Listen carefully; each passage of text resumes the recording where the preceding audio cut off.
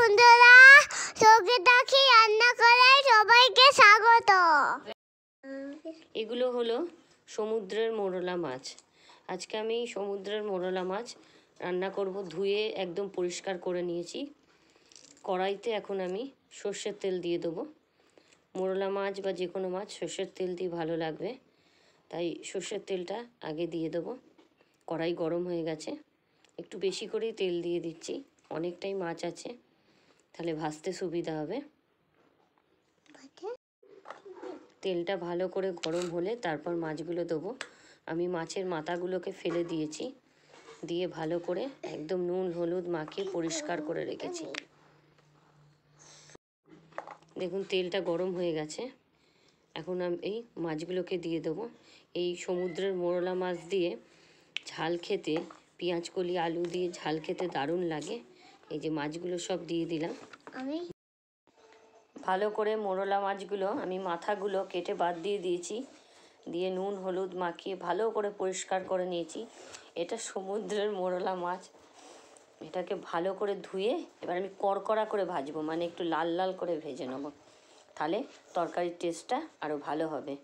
একদম লাল লাল করে, এটা আমি ডালের সঙ্গেও খেতে খুব ভালো লাগবে, শুধু ভাজা না হলে তরকারি করলে তো খুবই ভালো লাগে। যে কোনো মোরলা মাছ বলুন, যে কোনো ছোটো মাছই এটা পেঁয়াজ কলি আলু দিয়ে খুব ভালো লাগবে। মাছগুলো ভেজে আমি ভালো করে সব উঠিয়ে নেব, সব কটা মাছকে, তারপর আমি আস্তে আস্তে রান্নাটা স্টার্ট করব। দেখুন মাছ ভাজা হয়ে গেছে, এখন আমি তেলের মধ্যে আরেকটু তেল দিয়ে দিয়েছি, দিয়ে ওর মধ্যে পেঁয়াজগুলো দিয়ে দিলাম। পেঁয়াজগুলোকে আমি একটু লাল করে ভেজে নেব, আর তার সঙ্গে আমি রসুন থেতো করে রেখেছি, গ্রেট করিনি, এমনি থেতো করে নিয়েছি অল্প করে। পেঁয়াজগুলো একটু লাল লাল করে ভেজে নিই, তাহলে ভালো লাগবে। রসুনটাও দিয়ে দেবো, হ্যাঁ এই যে রসুন থেতো করে দিয়ে দিলাম। এর সঙ্গে আরও দেবো আমি আদা বাটাও দেবো। আগে রসুনটা দিলাম কারণ রসুনের ফ্লেভারটা তেলের মধ্যে পড়লে বেশি ভালো লাগবে, তরকারিটার টেস্টটা আরও বেড়ে যাবে, তাই আগে রসুন দিলাম। রসুনটা অবশ্যই থেতো করেই দেবেন। এরপরে আমি 1 চামচ মতো আদা বাটা দিয়ে দেবো, বেশি লাগবে না, রসুনটা দিয়েছি, বেশি আদা বাটা দেওয়ার দরকার নেই। এবার টমেটো আর কাঁচা লঙ্কা, এখানে আমি 2টো টমেটো দিয়েছি আর 3টে চেরা কাঁচা লঙ্কা দিয়ে দিলাম। দিয়ে তার সাথে আমি লবণ, যেহেতু টমেটো দিয়েছি তাই লবণটাও দিয়ে দেব। নুন দিয়ে দিয়েছি টমেটোর মধ্যে, যতটুকু দরকার আমি একবারেই নুনটা দিয়ে দিলাম, যাতে বারবার দিতে না হয়। নুনটা দিয়ে দিয়েছি কারণ টমেটো দিয়েছি, নুনটা দিয়ে দিলে টমেটোটা তাড়াতাড়ি নরম হয়ে যাবে। আর ভালো করে নরম, যে কোনো তরকারিতে টমেটো যদি নরম হয়ে যায় ভালো লাগে। দেখুন টমেটো নরম হয়ে গেছে, তেল ছেড়ে গেছে। এবার আমি দেবো হলুদ পরিমাণ মতো, যতটুকু দরকার, আর দেবো কাশ্মীরি মির্চি কালারের জন্য। আর ঝালের জন্য আমি 3টে কাঁচা লঙ্কা দিয়েই দিয়েছি। কাঁচা লঙ্কাগুলো খুবই ঝাল, আপনারা আপনাদের আন্দাজ অনুযায়ী ঝাল দেবেন, পারলে গুঁড়ো লঙ্কাও দিয়ে দিতে পারেন। আমি কাশ্মীরি মির্চি দিয়েছি কালারের জন্য, যাতে কালারটা সুন্দর আসে, আর ঝালের জন্য কাঁচা লঙ্কা দিয়ে দিয়েছি। ভালো করে মিক্সড করে নেবো এবার এটাকে, সব কটাকে ভালো করে মিক্সড করে নেবো, নিয়ে তারপরে আমি আলু পেঁয়াজ কলিগুলোকে দেবো। দেখুন ভালো করে মিক্সড হয়ে গেছে, অল্প জল দিয়ে দিলাম। এবার একটু জলও দিয়ে দিয়েছি।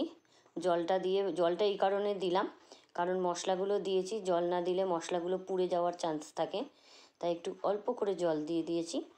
জলটা দিয়ে ভালো করে মিক্সড করে নেবো, করে 2-4 মিনিটের জন্য আমি ঢেকে দেবো। আপনারা হয়তো আমার রান্নাঘরটা দেখে ভাবছেন যে আমি এখন কোথায় আছি, আমি চন্দননগরে আছি।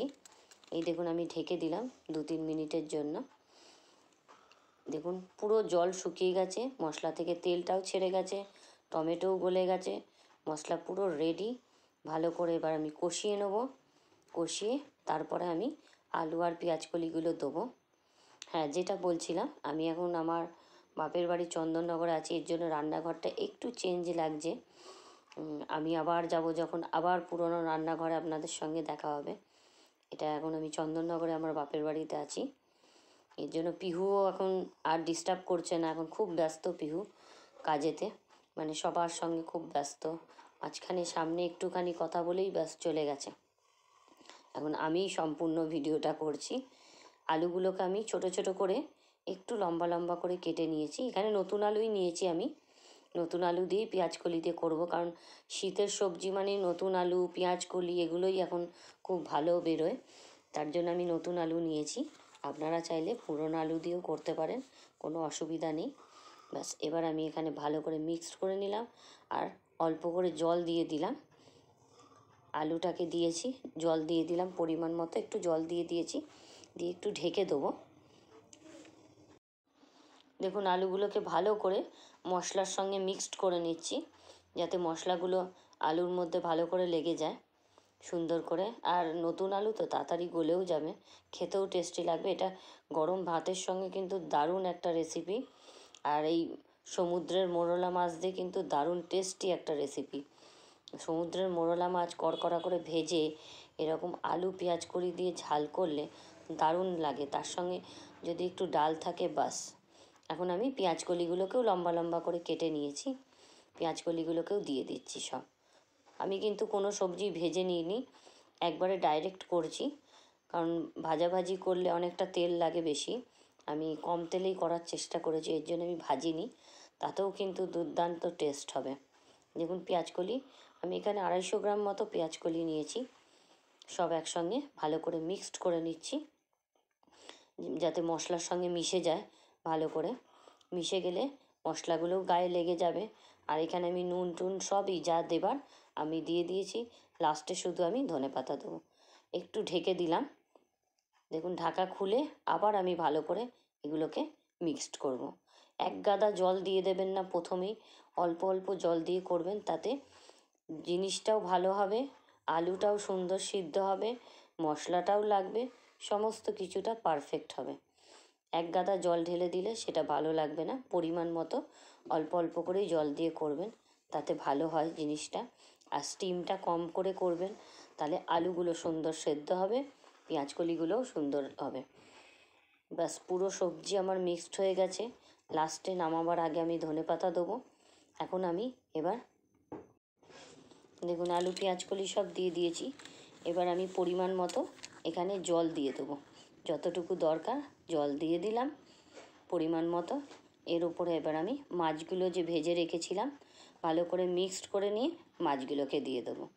মাছগুলো দেওয়ার পরে বেশি নাড়াচাড়া করব না, কারণ ছোট ছোট মাছ ভেঙে যাবে যদি, এর জন্য আর নাড়াচাড়া করব না। জল টল সব দেওয়া কমপ্লিট, মাছগুলো ওপর থেকে দিয়ে সুন্দর করে আস্তে করে খুন্তিতে করে আস্তে করে ছড়িয়ে দেবেন আলুর ওপরে সুন্দর করে। দেখুন ঠিক যেভাবে করছি এইভাবেই ছড়িয়ে দেবেন।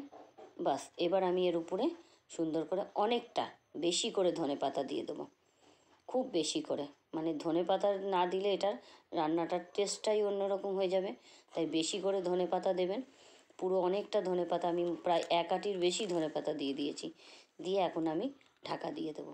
বেশিক্ষণ না, আলু তো মোটামুটি সিদ্ধ হয়েই গেছে, 2-4 মিনিটের জন্য ঢাকা দিয়ে এ দেখুন ঢাকা খুলে দেখুন পুরো পারফেক্ট, জলও টেনে গেছে, মাছও মশলা ঢুকে গেছে, সমস্ত কিছুটা একদম রেডি। তো নতুন বন্ধু যারা আমার ভিডিওটি দেখছেন অবশ্যই আমার চ্যানেলটিকে সাবস্ক্রাইব করবেন, আর সাবস্ক্রাইব করে বেল আইকনটি প্রেস করতে ভুলবেন না। লাইক করবেন, শেয়ার করবেন, আর কমেন্ট তো অবশ্যই করবেন।